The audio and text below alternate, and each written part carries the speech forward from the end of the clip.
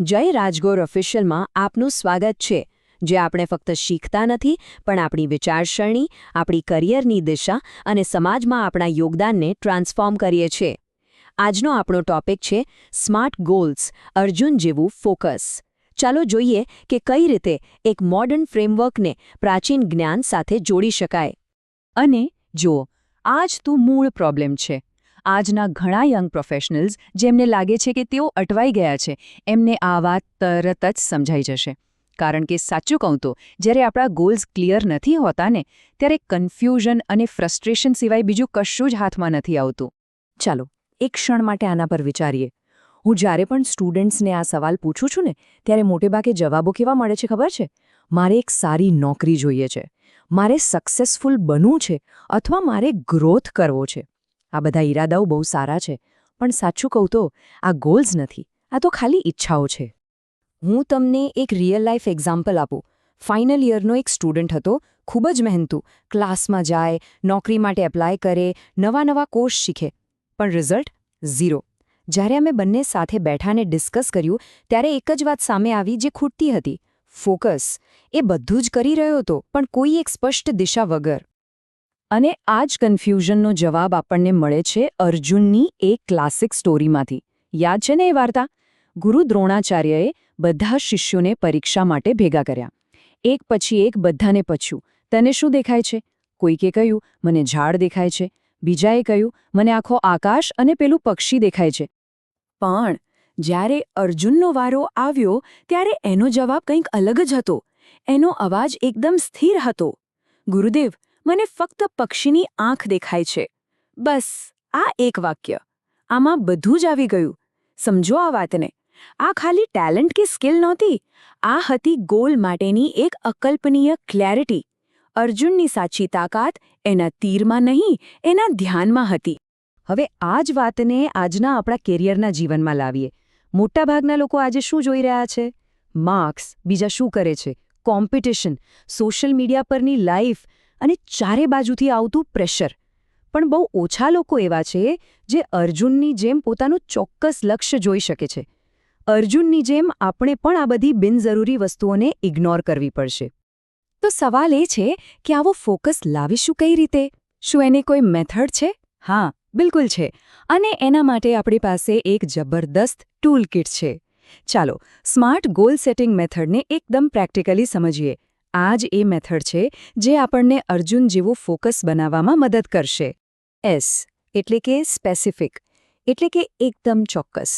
તમારો ગોલ એકદમ સ્પષ્ટ હોવો જોઈએ, કોઈ અગરમગર નહીં. આવું કરવાથી કન્ફ્યુઝન ઘટે છે અને કામ કરવા માટે એક ક્લિયર રસ્તો દેખાય છે. દાખલા તરીકે, મારે કોમ્યુનિકેશન સુધારવું છે. આ એક અસ્પષ્ટ ગોલ છે, પણ એની જગ્યાએ હું દરરોજ 10 મિનિટ બોલવાની પ્રેક્ટિસ કરીશ. આ એકદમ સ્પેસિફિક અને એક્શનેબલ ગોલ છે. તફાવત એકદમ સાફ છે, ખરું ને? એમ એટલે મેઝરેબલ, એટલે કે જેને માપી શકાય.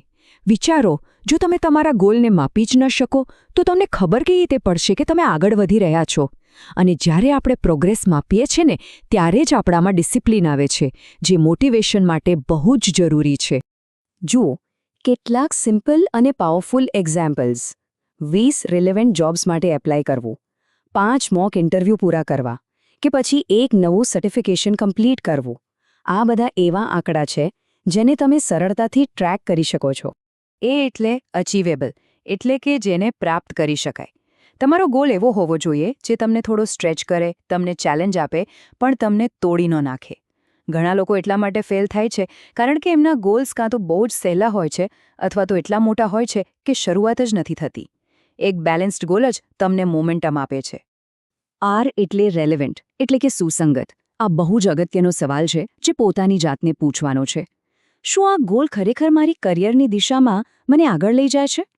જેમ અર્જુને ઝાડ, પાંદડા, આકાશ બધું જ ઇગ્નોર કર્યું કારણ કે એ એના લક્ષ્ય માટે રેલેવન્ટ નહોતું. બસ એ જ રીતે આપણે પણ કરવું પડશે. અને છેલ્લે ટી એટલે કે ટાઈમ બાઉન્ડ, એટલે કે સમય સાથે બંધાયેલું. સાચું કહું તો ડેડલાઇન વગરનો ગોલ તો ખાલી એક સપનું છે જે ક્યારેય હકીકત નથી બનતું.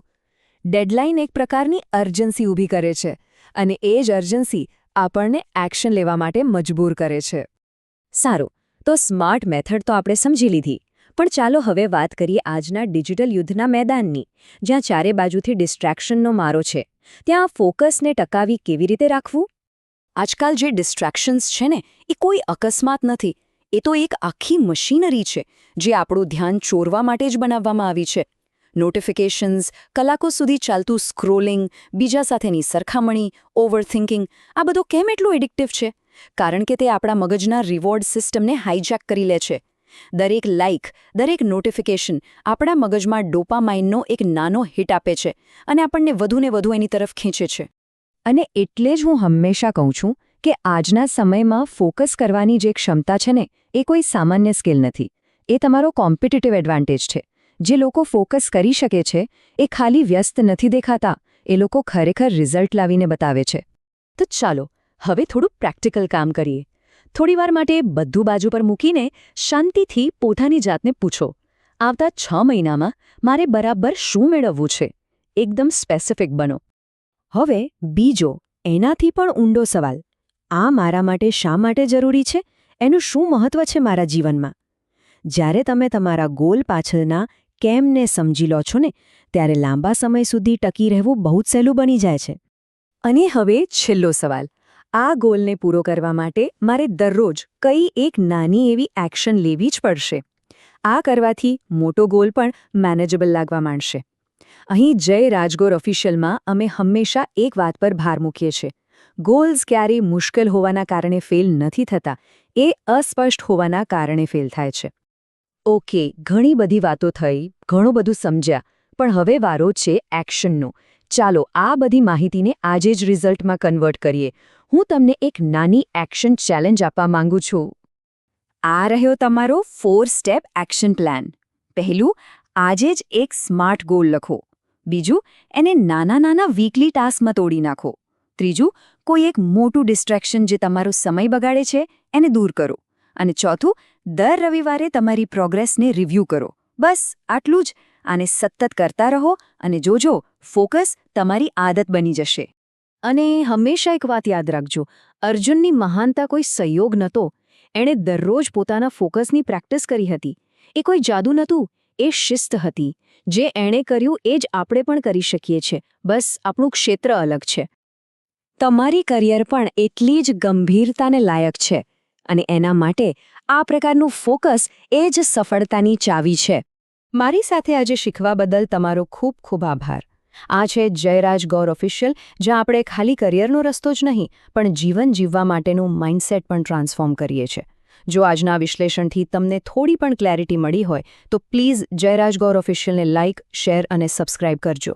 અને સૌથી અગત્યનું, આજે જ તમારો એક સ્માર્ટ ગોલ લખો અને એના પર કામ શરૂ કરી દો.